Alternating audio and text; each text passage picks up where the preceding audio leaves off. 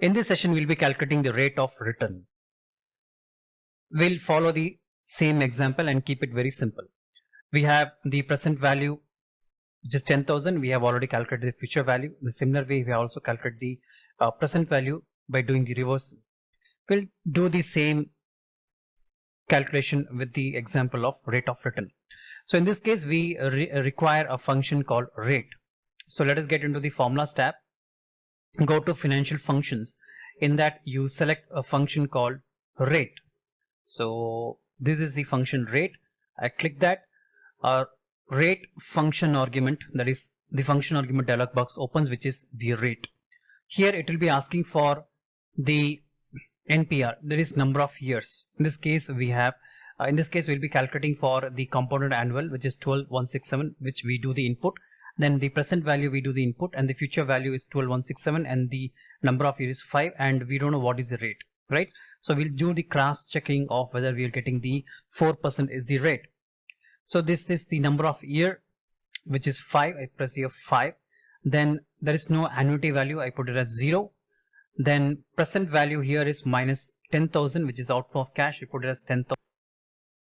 Then future value, we have the value which is 12,167. I type 12,167, 12,167, and I enter. I get 4%, right? So exactly I'm getting 4%. In similar way, we calculate for the value of this one for 2 lakh. Once again, I go to formulas tab, financial functions, then select the function called rate. I'll scroll it down and I select the function called rate, and your rate function dialog box opens. And in this case, you have to select the number of years. We have 5. Number of years is 5. Then there is no annuity value. I put it as 0. Then present value in this case is minus 2 lakh. I put it as minus 2 lakh. Then the future value that we are getting is, in this case of annually compounded, is 2,93,866. I put here 2,93,866. So here we get the formula result as 8%. So I click it as OK. Then we calculate for the value of 85,000. So here in this case, I will put as equal to. Then I put it as rate as the formula. Then I press the tab key and it will be asking for the number of years. So number of years is 5, comma, the PMT is 0. Then the present value that we have is 85,000, right? So I put it as minus 85, which is a cash outflow, 85,000, comma, the future value that we have is 1,49,799. So 149,799. Then I close the bracket and I get the value as 12%. Now, in case of semi-annual, we will be calculating the rate of return. We calculate with the help of the formula equal to rate. Then in previous, we have done the hard coded. In this, I will be referring the cell, right? So NPER, which is number of years. In this case, it is semi-annual. I can write directly 10, or I can select the cell E6, which is 5 years, into 2, comma, the PMT, which is the annuity. We don't have any annuity. We put it as 0. Then the present value we have is 10,000. I put it here minus, and I select the cell E4, comma, and the future value that we have is semi-annual, which we called as 12,190. So I click it and I select it, which is cell E10, and I close the bracket and press enter.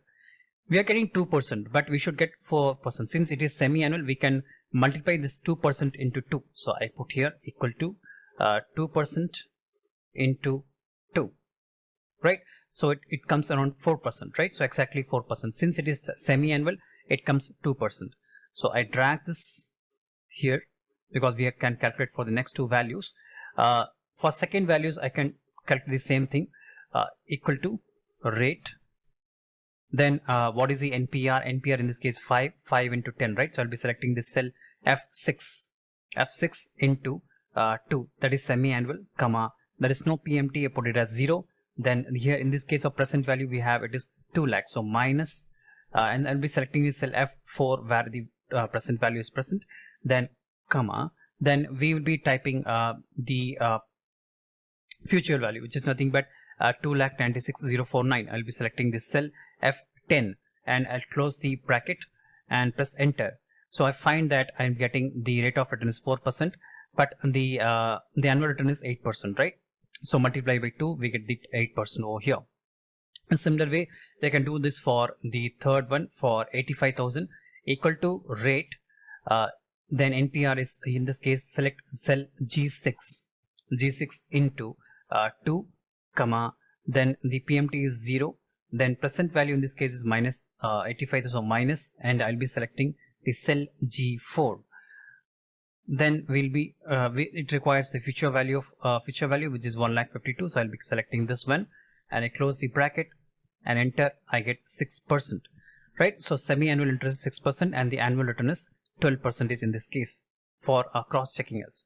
Then we have years, right? So we'll be calculating for the number of years. So daily, normally daily we don't require such type of rate of return to be calculated for daily. So I'm directly getting into number of years, right? So we'll be calculating for number of years. For this, you have to use the function. So in formulas tab, we'll be getting into the function called NPER.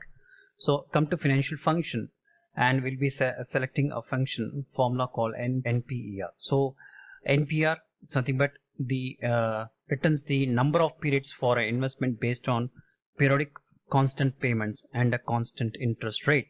So we open the dialog box of NPER and we start putting the values into it. So that can be directly done into that, right?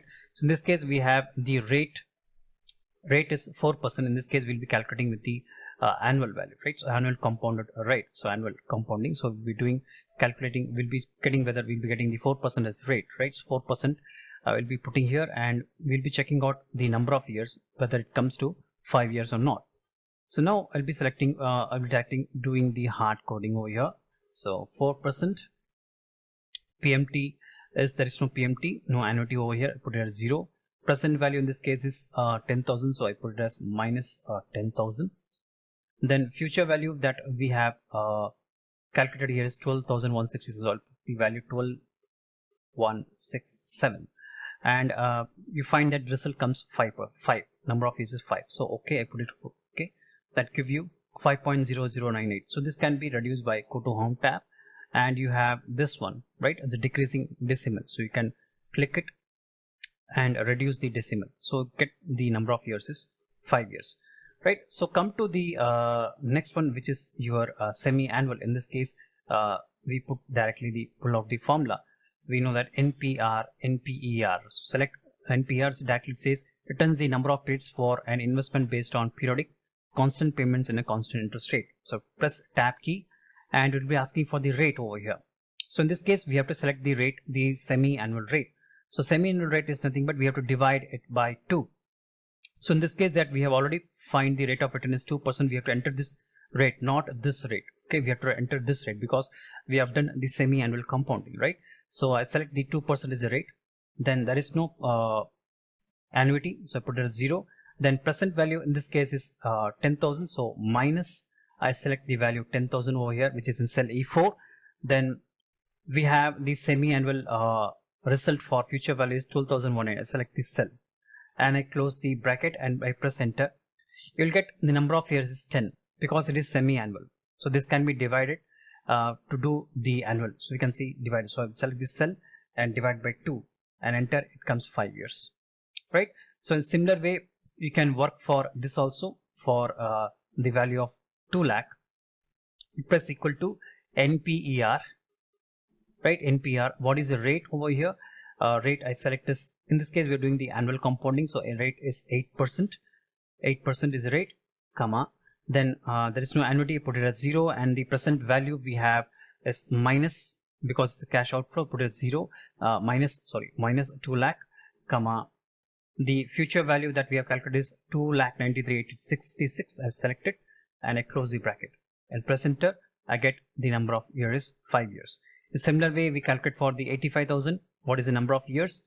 So equal to NPER is the function. Then press the tab key and select the rate is 12%. Here we are doing the annual compounding, comma. There is no annuity, 0, and the present value put it as minus and 85,000. And the result that we will be getting for 80,000 1,40,000. So I'll be selecting this cell called G8, and I'll be closing the argument. Then press enter, I'll be getting 5 years. In a similar way, we can calculate for the semi-annual. In this case, you have to select the semi-annual rate. So equal to NPER is the function, and rate is 4%, right? 4% semi-annual, comma PMT is 0. Then you have the present value minus 2 lakh is your present value.